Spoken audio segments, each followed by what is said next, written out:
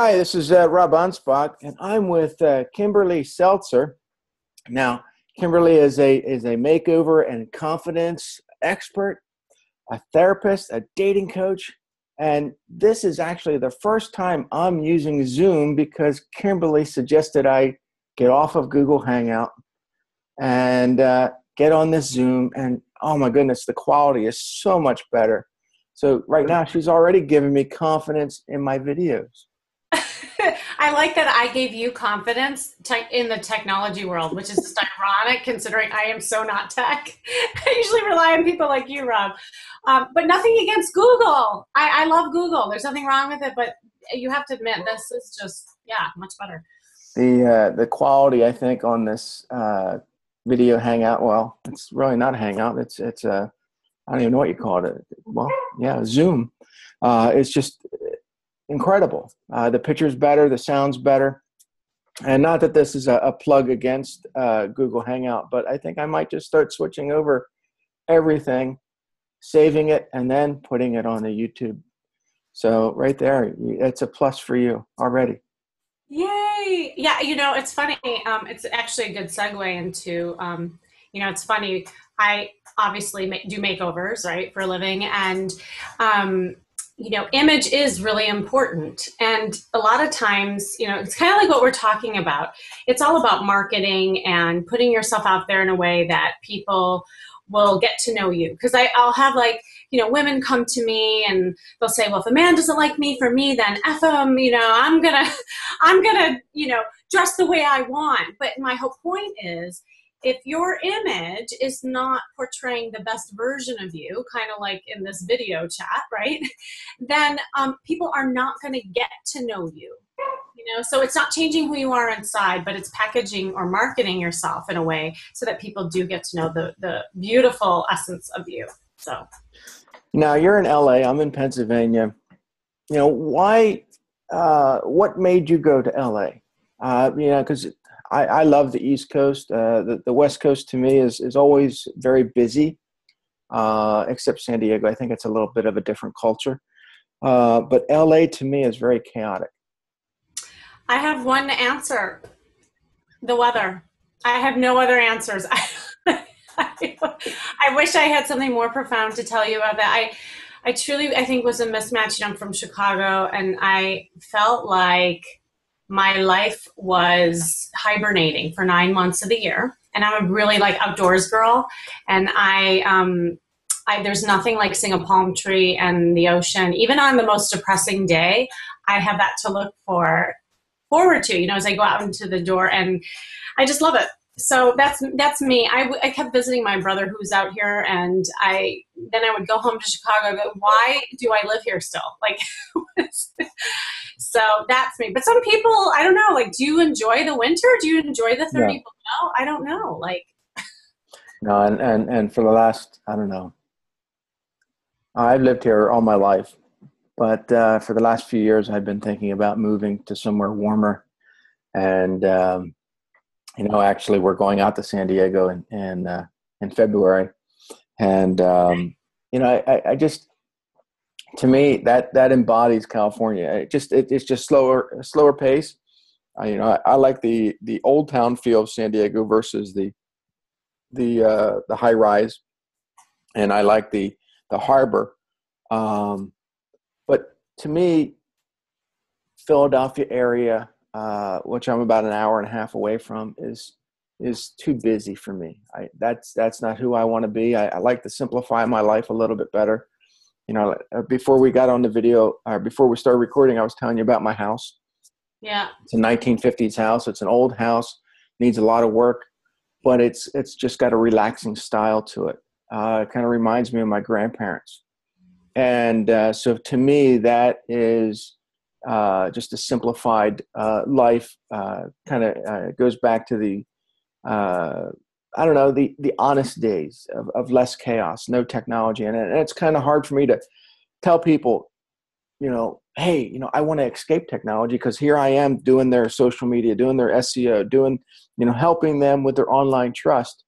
So computers to me are that thing that's going to help people. But I love getting back to nature. I love, just to get away from it all and unplug. Well, then you would love California. Don't let the stigma of LA deter you, because there's beautiful parts all over here. And I think San Diego is more like the Midwest. I find that it's a slower pace and the people, and there's a lot of like nooks and crannies and pockets that, I didn't even know about until I moved out here. So, tell me about the Huffington Post. I mean, I know that you write a lot of articles for different vet magazines, but, Huffington seems to have the bigger name. How did you get involved? Well, yeah, I do write a lot, mostly blogging. And the section that I write for is in the divorce section, because I definitely, I would say, of all the people that I do makeovers and coach, it's one of my kind of passions, I would say, because I had my own journey going through a divorce. And so I get it on a personal and a professional level. So it was, kind of a passion of mine. So I enjoy using the Huffington Post as a forum to really reach out to many, many people. And that's really, I think, what drives me, with all the media stuff or whatever I do, it's about reaching more and more people. Now, you started out talking about marketing, but how do you market divorce? I mean, you've gone through it. I know a lot of people have gone through it, but here you're marketing a service to divorce people, to, inspire, to motivate, to compel them to be better. So what does that involve? I mean, to me, and I know, and I'm not saying that you've have this, but I just noticed that some people that go through divorce are very bitter. So how do you change that? Yeah, I mean, if you look at most of my articles on there, all of them spin divorce actually in a positive way, because it's really, it's about a rebirth, it's about renewal, and it's about reinvention. And so when, it doesn't have to be the gloom and doom or scarlet letter that's placed upon you and that life ends. Actually, I like to look at it as where life can begin. And especially if you've been in an unhappy marriage, or a marriage that's just kind of had its expiration date, and it's a chance to kind of find yourself again. And the first thing I tell people to do is really take a look at what you loved and what your passions are before you got married. And, you forget, because a lot of times your identity gets wrapped up in the couplehood of a marriage, and you forget who you are or the things that you enjoy doing. And so really getting back to basics, which is actually one of my articles on Huffington Post, to just discover that kind of quality of life that you once lived, and also the passions that you enjoyed. That is where everybody should start. It's not about like finding another man right away or finding another woman and putting the Band-Aid on it. You got to go through it and heal. And with that is really focusing on you. And, for women, sometimes it's really hard to feel like selfish, because women were, I think, culturally socialized to take care of others. And so to really pull back, and for men too, to take a look at what it is that you want. It's kind of like the metaphor of, the plane's going down and you have the kids next to you. You got to put the oxygen mask on you first before you can save the kids. And that really is where it all starts. So for me, the makeover is truly inside out, and being a therapist and a makeover expert, it's symbiotic. It goes hand in hand. I went through it and I realized the importance of the inner and the outer to really transform yourself. I use that analogy all the time about the mask. And, it's funny because I had a friend who was so indebted, to credit cards, and these creditors were calling him day in and day out, and he was taking all his paychecks and paying these creditors without paying his mortgage, without paying for groceries. And I said, you gotta back off. You got to save yourself first. You got to stop paying this. You got to live, pay your mortgage, get all this stuff taken care of. It's like putting that air mask on first, before, to save yourself instead of putting it on someone else. And, he started to win back his life. He started getting his mortgage caught up and his food, for his kids and the clothes. And he started to feel happier and less stressful. Yeah, he still had people calling him for money, but he wasn't making that the focus. He was making, his house and his family the focus. And I think that finances play a big part in relationships. Yeah, it really does. And, the metaphor that you use, whether it's a job, money, relationship, a dating experience, the more you focus on yourself and less of the external world or trying to get the man or trying to get the money, it actually just, it's like a magnet. It comes to you. Because also, like, energetically, there's something kind of in times of desperation and unhappiness, it breeds contempt and negativity, and that's when you actually repel people. So the more you take care of yourself, even though it sounds like a selfish thing when you're a caretaker, it's actually not. So I always tell caretakers all the time, I say, if you can't do it for yourself, then do it for other people. Because actually, you're no good to anybody right now. So you'll actually help people more by really taking care of yourself so that you can give to others. And going back to the caretaker, I've noticed that a lot of people who do take care of others are afraid to go out and take a vacation because they're afraid that if they leave someone behind, something will befall them, or they'll get hurt, or they'll worry, and then when they do go on vacation, that's all they do is worry about this person. There again, more stress. And I noticed that running a business, having a family, when I go on vacations, a lot of time, or when I travel, a lot of times my mind is focused on the business or focused on the family, and I'm not really focused on the client. And I think that's also a big part of entrepreneurs. They don't know how to put stuff behind them a little bit. Yeah. It's a good point. And I'm sure that when you do these whether dating coach, your relationships and stuff like, that's some of the things that you talk about, because, I don't know. I look in the world today, and the relationships just aren't there anymore. People aren't paying attention, and I think these devices that we have are contributing to some of that. Yeah, big time. We're in the world of the what's next generation, instant gratification, which the technology definitely breeds. So that people aren't sitting with things longer, giving people chances on dates, working through problems in relationships, communicating with each other with your voice rather than the text, because we're losing almost the context of the way we communicate as well. So, when I look at my business, I really, it's turned out that I'm actually focusing on 3 different areas. The overall thing is about confidence, right? So it's the way you feel about yourself. Because look, at the end of the day, people are attracted to people who love themselves, right? So it's really, but you hear a lot of relationship experts and saying, it's all about self-love and everything. But sometimes we don't even know what that looks like. But what is that? So I kind of do it in a more concrete way to really achieve that. And so that's the overall thing I think I help people with. And then there's 3 different areas. I help people with dating, I help people with styling, and I help people with their social confidence too. So, to your point with the technology piece, I think we're losing also our social skills.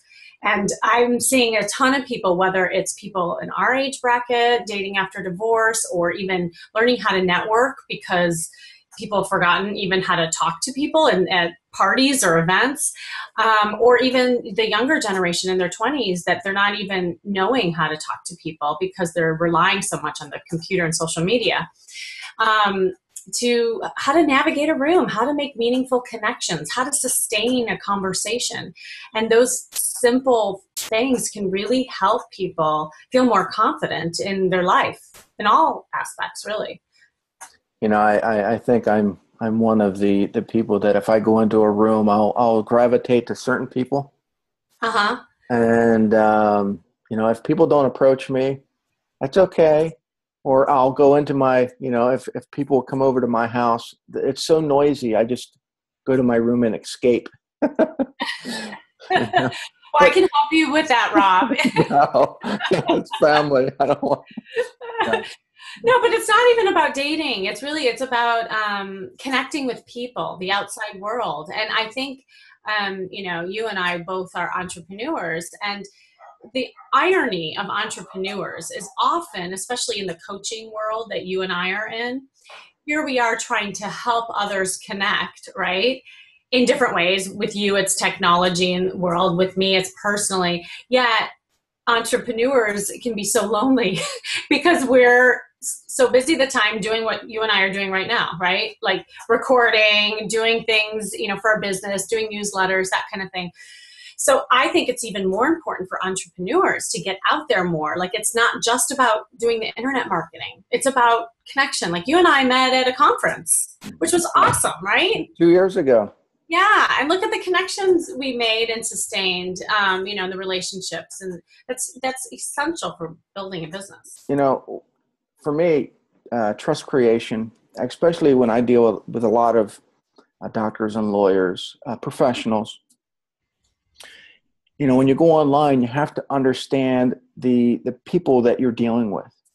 So if you go to someone's website, if you're reading someone's blog, if you're watching their video, they have to come across as being trustworthy. And what you're doing is actually developing that trust through styling, through confidence, through, how that person acts. So it's very similar, except, I'm doing it online, you're doing it offline, but they work in conjunction. Yeah, and actually, I work with online as well. The image you portray online is just as important offline. And I'm talking about the way you appear. People make, and they're, actually, this is just research. First impressions are becoming more and more important, especially with the technology. People are Googling each other, the social media. It is about trust. And the research shows that people will trust other professionals, people, if there's some congruency with your image and that you look the way you act, right? So it's like you're telling a story with the image you're portraying, with the clothes you're wearing, your body language, your affect, your attitude, all of those things gets translated in the brain and creates a story about how somebody perceives you.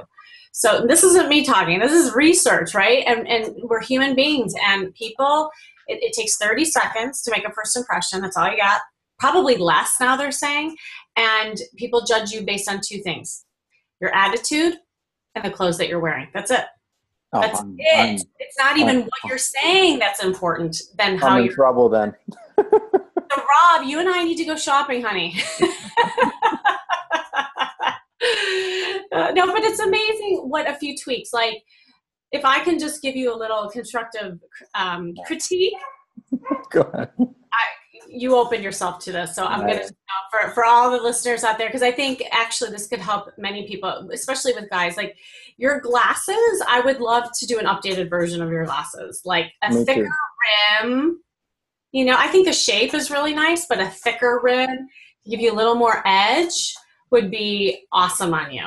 It also, because you have the salt and pepper thing going on and you have these like amazing eyebrows, it'll give you more definition here, and it'll be almost kind of like your signature. It'll be like more a better brand for you with your glasses, because you're seeing so much, from doing, these interviews, from, your chest up. So that would be really important. I'd probably also get a new hairdo. And we can take a look at that.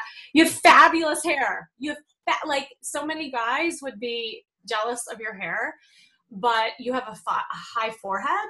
Mm-hmm. So when you wear it up and back like that, it gives you too much forehead. I probably would like just style it down a little bit and then spike it.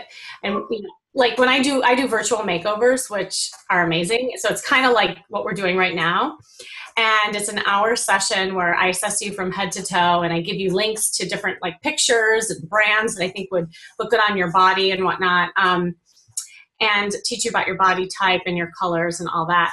And then the shirts that you're wearing, I would love to tweak a little bit so they're a little more up to speed than you have. You tend to run a little conservative. So I want, especially given what you do for a living, it would be really cool to see just a difference. Yeah, and I can lose some weight too. And well, I think you look great, but if you're feeling like you want to lose weight, then that's a different thing. But I'm saying there's a few things you could do like tomorrow with your glasses and your shirt that would make a huge difference in your image. But that's change. I know. And change is scary. Yeah. You know, the biggest thing that prevents people from change, and this is just the therapist in me, is fear. It's the fear of the unknown, the fear of, getting out of kind of this comfort zone, right? That we often fall into. You know, when I was first getting back out there dating, and people who know me know my story, but I was in these big maternity clothes, right? And you know my story, the nursing bras and the Birkenstocks, and oh my God. But I have to say, I didn't want it. Change was scary. I was literally hiding in my clothes because I didn't want to be seen, to be honest. I was scared of you men. I didn't know how to talk to you. I was like scared to death. So it can insulate us as well, and also cause excuses to not move forward when we stay stuck in a rut, so to speak, or a certain way. But it also can be uplifting, and energetically, a lot of like cool things can happen, even when you start with changing little things about your image, because you're going to get feedback and reinforced for like a new thing that you have going on. And that's what happened to me. Like I started wearing color and clothes that actually fit my body, and I started getting noticed. And because of that, I'm like, wait a second, this isn't so bad. I actually kind of like this. And then I started embodying the confidence, and then it became kind of that like outside in confidence that started to grow. So Yeah, I don't have confidence. I don't know how to talk to people. You don't? Is that why you do these videos? We can have an intervention. Yeah, right. You know, the funny thing is that, you know, when I started doing not these videos, but when I started coaching, I feared public speaking. Did you really? And I would get up and I couldn't even remember my name. I just, and finally I said, you know what, I'm just going to flat out mess up. And I stood up and I panicked because I hate podiums. So I stood behind this podium and I'm like, and I just froze. Finally, I reached in my pocket, pulled out my cheat sheet, read my notes. Everybody loved it. And I'm thinking, what? At that point, I knew that it was all over, okay? That my fear was done. So from that point on, I stood up, I walked around, I told stories, I did whatever. And you know, these videos, it's just one-on-one. That's fine. But I think there's a lot of people out there that are feared. They fear the camera and they don't know what to say. And if they see a camera in the room, they panic. And I think that people need to get over that fear and just be normal, just be natural, and just express themselves. And these videos that we're doing, they're just me having a conversation with people, getting to know them, getting, you know, my viewers to know, you know, myself or whoever I'm interviewing. But I think it helps me become more comfortable when I am giving speeches or talks. Yeah, you know, it's like anything else. I believe, honestly, when I talk to people about confidence, people will label themselves as like, well, I'm not socially confident, or I'm not a confident person. And I say, I don't believe you. And the reason why I don't believe people is that I find that everybody and anybody has one area in their life where they are feeling confident. And usually it's the area that we have the most experience in. So to me, confidence is actually knowledge. It's experience. And when we don't have the confidence, because we don't have experience. So like if you're going out there and dating and you don't feel confident, it's because it's been a long time, or maybe you never experienced success in it, you know, with public speaking, to your point. It was scary at first, but then you kept doing it. And finally it became just like no big deal. So I tell people the same thing you did, is that, just do it. First of all, just do it. It's the best way to get started. I use the metaphor a lot. Like, you think about when you ride a bike for the first time when you're little, and you have kids, you have to like concentrate on pedaling and then you fall down and you get back up. But now as an adult, like, you don't think about it at all. You get on the bike and you go. It's like that muscle memory. And eventually, like public speaking or anything else that you fear becomes just natural. The other thing I tell people is that get out of your head. Normally, we get anxious or we stop ourselves, maybe if we're socially not confident or, up on stage, because we're thinking too much about what we're saying and how people are perceiving us, rather than just being present and being. And the more we can get present in the room and present with the person in front of us, who we're talking to, the less anxious we become. So those are, some tricks that I really teach people when we navigate a room. Now, you also have a show, don't you? You have, what was I reading? You do a dating show.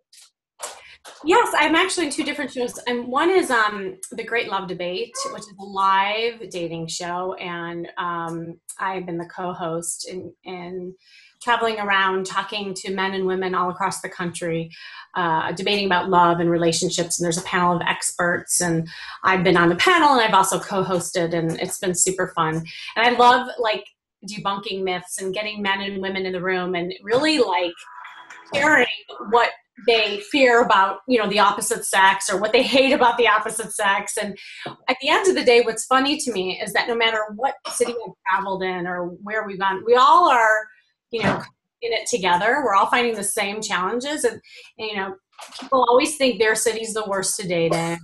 People always think that it's the guys or it's the girls. And my message is, at what point do we stop blaming the city? We stop blaming the opposite sex. And when do we look at ourselves?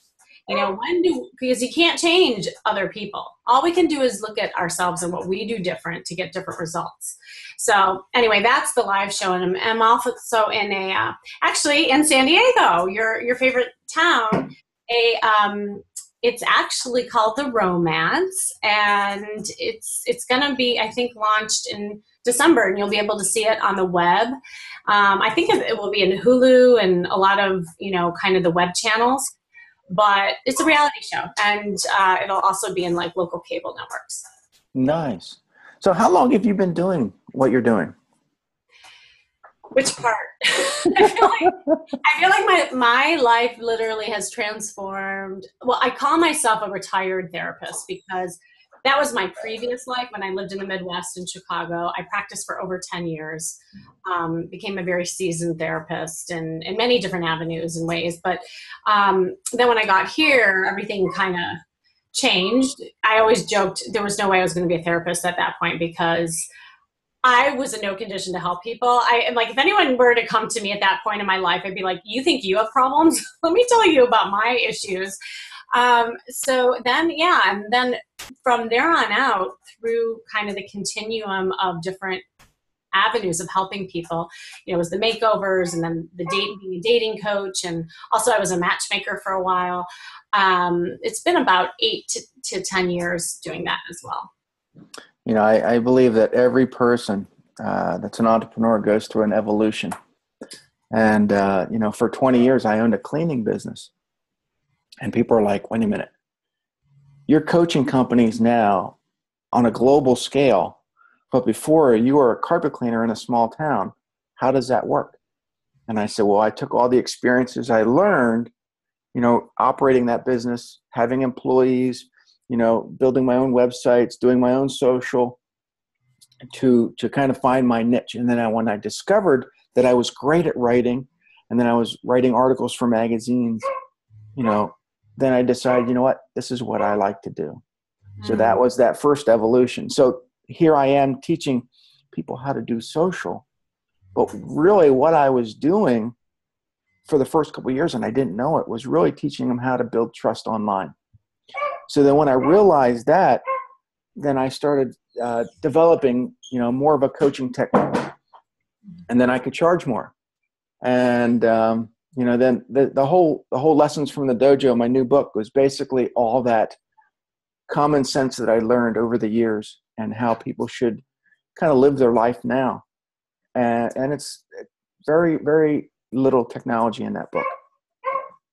Yeah, it's great. I love that you did that too, because there are so many lessons. Yeah, I'll give you like a little plug. I have it with me actually. Does everyone see how cute it is? There you go. I love the name Dojo. Yeah, because a lot of the stuff actually you have in here is stuff that I believe in and I teach as well. And it's a way of being. And whether you're trying to attract new opportunities or you're an entrepreneur or a new partner, it's all kind of the same. It's really, kind of pulling back, slowing down and focusing on you. I think you even mentioned it was that like, we're going so fast that we're forgetting just the very basics of building a business and cultivating that. So, right. And, I think it all comes down to communication, and you probably teach that, in relationship building. But these things are great for certain things. But when I go into a restaurant, whether it be my wife or a client, and I see everybody texting or looking at something, I have to wonder what the hell they're thinking about. And then I want to just smack them upside the head because they're not building the relationship. They're killing it, but they don't realize it.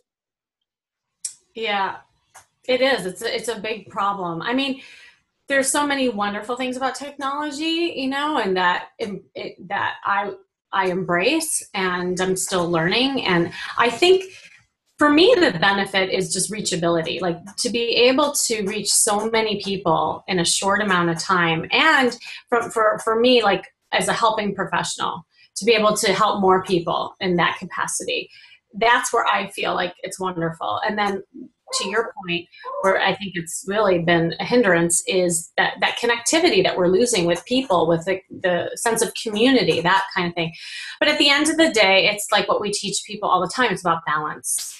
And I think anytime anything is skewed one way or the other, you have to take a look at that. I do an exercise with people that's really helpful in relation to balance is I have people look at their schedule and I have them put a percentage of how much time they're spending on each of those areas of their life, whether it be dating, social, work, spiritual, religion, that kind of thing. And usually what people find is that there's one piece of the pie that is huge, like it's like 80% work and all the rest are just kind of fills in the 20%. And that's the problem. So, that's something that everyone can do right now, is to really take a look at your life and how are you distributing the time to create. And if you need to kind of carve out more time in that big 80%, like the work, and have more time to do the other stuff, that's when you have more harmony, you have more energy, you won't feel so overwhelmed, and you'll be able to like not sweat the small stuff either. Because I find that when you're really focused on that one area, like say work, any little thing that'll go wrong, it'll like totally knock you out of the water. It'll completely stress you out because it's your life right now. Imagine if that wasn't all of your life and you maybe dedicated more 30% of work. If a little thing goes wrong at work, you're not going to care as much because you have all these other things that really fill you up and create the balance. Now, I saw some of your pictures on Facebook about, I think there was a gentleman that you showed, and he was wearing cowboy boots and he looked really sharp. So what is a typical makeover? What does that involve? It depends, like how involved people really want to get into. Like what I was doing with you, I do these virtual makeovers where I can really guide people into doing it themselves, basically, and taking a look at their closet and shopping their own closet and reorganizing outfits in a way maybe they hadn't seen before, teaching people about their body type, what clothes flatter their body type, the colors that also, flatter their skin tone and bring out the best kind of essence of them or the glow, if you will. But also helping people with their personal style. And a lot of times people miss that. Like I'm not, just because I live in LA doesn't mean that I'm like, oh my God, you have to, put the latest trends on your body. I'm more about looking at your lifestyle and what kind of message you want to send to the world. There's maybe certain brands and almost styles that you enjoy looking at that speaks to you. And I want to find something that, you can wear on your body that would tell a story, that it is your style. Style is everlasting. Fashion is something that comes and goes. And sometimes people get confused with that. So, on a virtual makeover, I can cover a lot. When people fly in and actually do the in-person makeovers, it can get quite extensive and amazing. And I mean, people's lives have changed overnight when they're able to, create the time and budget to do that. I have a 1 day and I also have a 2 day. And when people are single, I also incorporate the dating coaching with that, so that I'm helping people my wing girl approach with their flirting techniques and their body language and how to talk to the opposite sex and how to, break patterns. I really, incorporate my coaching and my styling and social confidence all into jam-packed into 1 day, 2 days. But it really infuses people into a new way of thinking. It's almost like putting a different pair of glasses on, right? And they're looking at the world in a different way. So again, it's not just the clothes that I'm putting on them, but a way of being. Okay. So, with men, I love doing makeovers on men because you guys are like the best shoppers ever. You're very, yeah. And I'll tell you why. I know you're like looking like, no, because men normally hate shopping, right? And it's something they don't enjoy, and it's something that they don't usually talk about with their other buddies on a Sunday afternoon. So, but secretly deep down, they really want to know this stuff, and they want to know how to look good for a woman or a business meeting, that kind of thing. And so most of your fashion doesn't change a lot. So I really can get some nice clothes that'll last over time and teach you about your body type. And, I'm all about, with men, effectiveness and efficiency, the 2 E's. And once you know that, guys are usually like, I don't know, does this look good? And I'm like, yeah, this looks amazing. He's like, fine, I'll take 10 of them and then we're done. Usually I'll put guys in 2 hours, we're done. Women, it's a little different. We're a little more delicate hours. Well, we just have more body image issues, to be honest. And I think that's something that also is socialized as women. We get reinforced for our looks way more than men. No way. But, right? Yeah. So don't play dumb. You know what I'm talking about. We tend to nitpick things that we don't like about our body rather than what we do like. And so a lot of the stuff that I do with women is psychological too, working with their body image, messages they got growing up, and also confidence with, putting themselves out there. So yeah, it really depends. And I also, in my 2 day, I do a photography session, which is awesome, with a photographer here in LA who's amazing. And by the way, I do go to people's hometowns as well, because sometimes people don't want to come to LA, but no matter what, I can kind of tweak and personalize packages that, are based on people's budgets and time. That is scary, I think, for me, because I have no idea what my style is. You don't. I can help you with that. And I think once you would get to know your style, I think also then your brand will also kind of come together. See, because I talk to a lot of businesses. It's not just dating. I actually spoke, I did a series with the company Neutrogena about their image and how that impacts, authority in the workforce and all of that. But also your branding, you are your brand.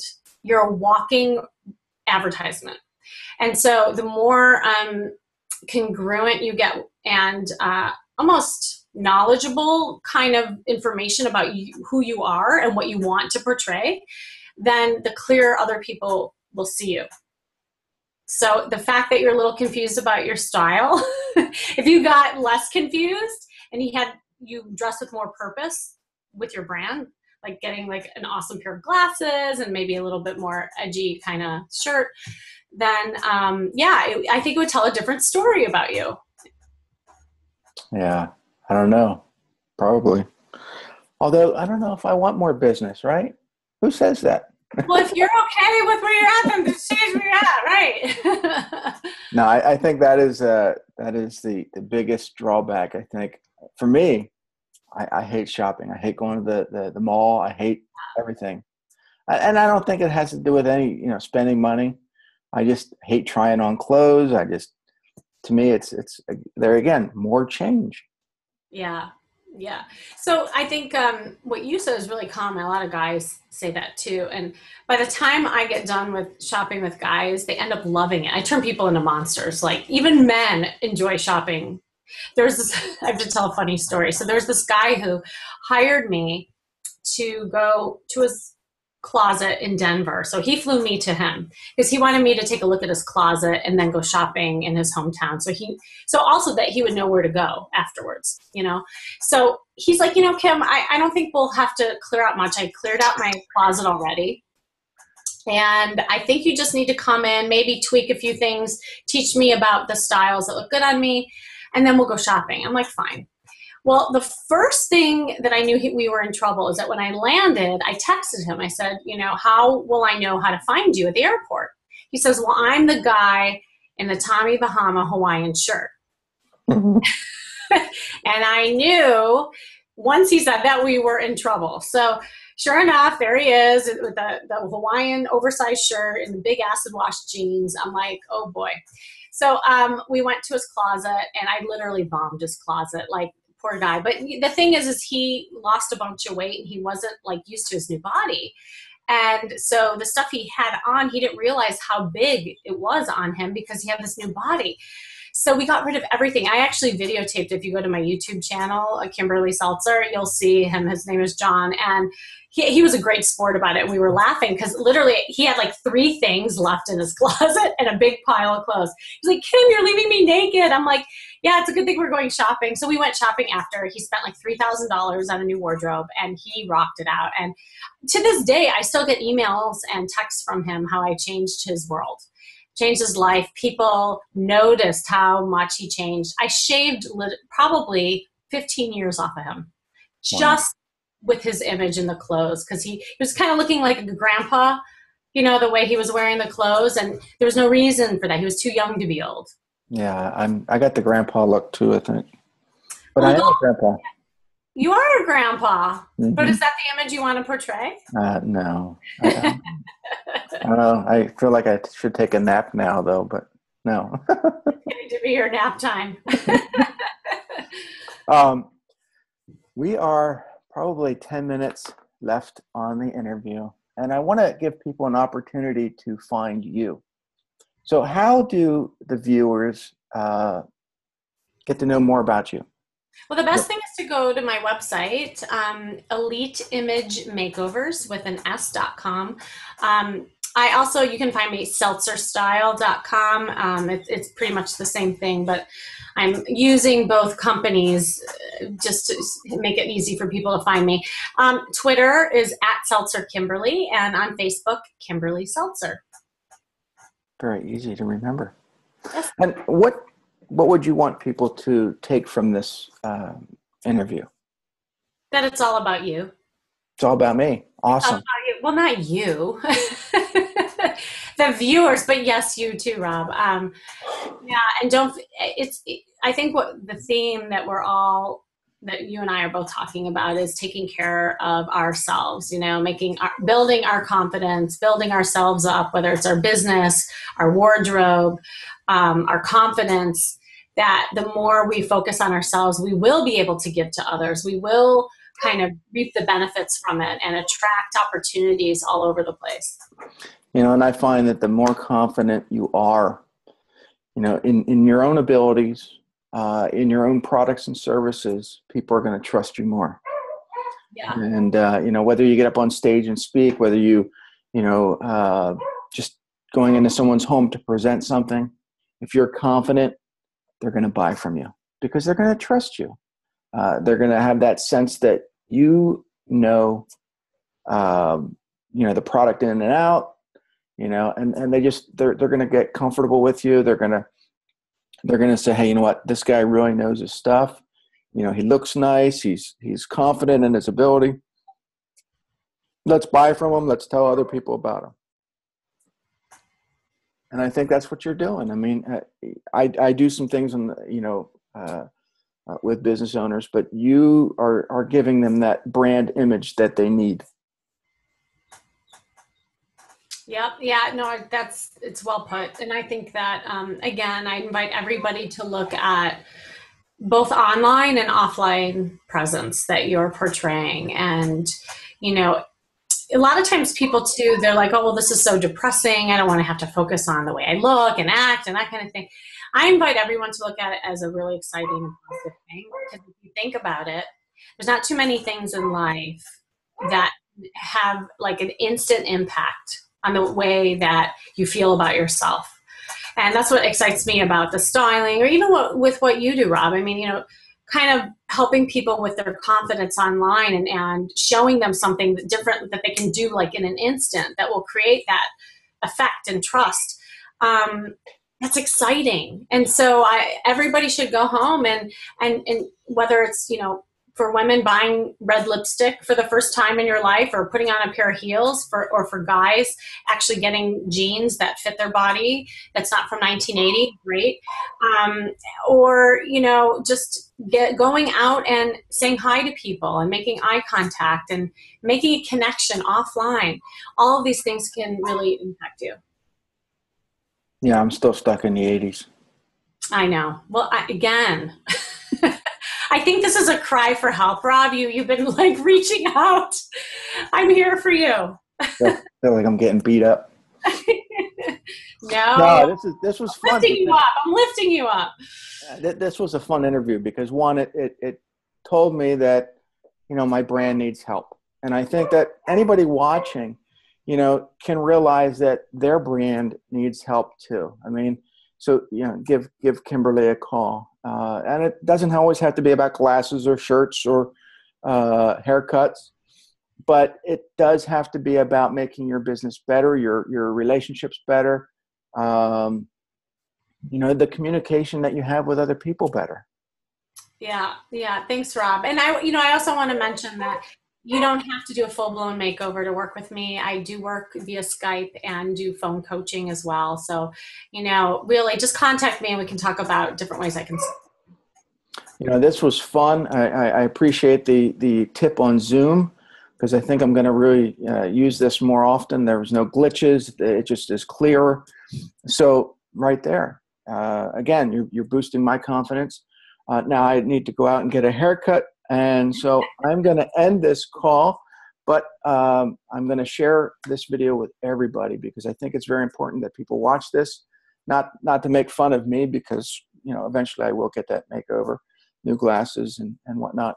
But I want people to realize that they need to call you for help.